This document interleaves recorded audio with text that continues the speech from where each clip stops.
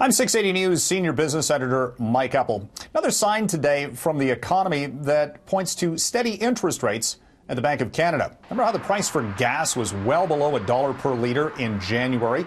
That was down 14% on a year-over-year comparison, and that helped drag the nation's inflation rate down to the lowest level in 15 months, just 1.4%, according to Stats Canada's tabulation to start the year. The core reading of inflation, which tracks price pressures in the economy, excluding food and energy, the one the Bank of Canada watches, it was below 2%. So, again, that 2% threshold is the sort of the break-even point for the Bank of Canada when they're looking at raising interest rates. No reason in the near term to move interest rates higher for our central bank.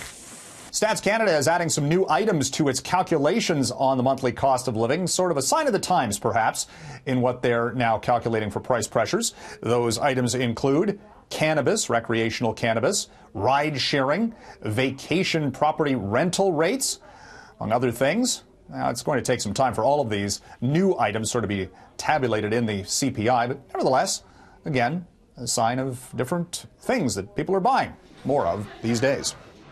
Saw the price for oil spike today. It was above $57 per barrel, fresh 4-month high for oil. OPEC basically sending signals that it is not going to heed to the wishes of U.S. President Donald Trump and Trump's demand that OPEC do something to actually lower oil prices, which he says at these levels risks the fragile global economy.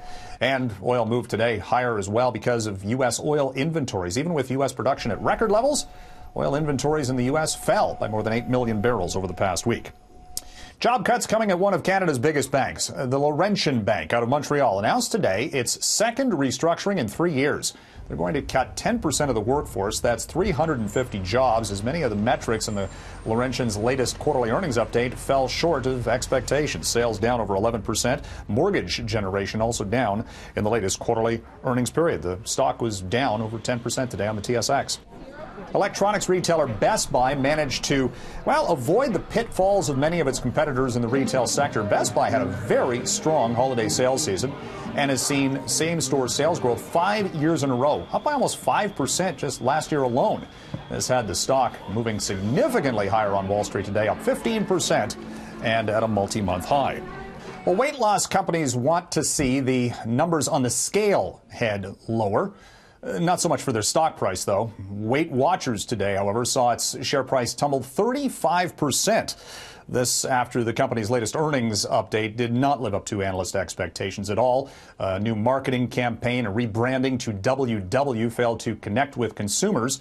So Weight Watchers is going back to what worked prior, and that is a new marketing campaign surrounding one of their key investors, Oprah Winfrey. We're going to see that in the coming months to try to reverse course for Weight Watchers prospects. From the 680 newsroom, I'm Mike Eppel for City News.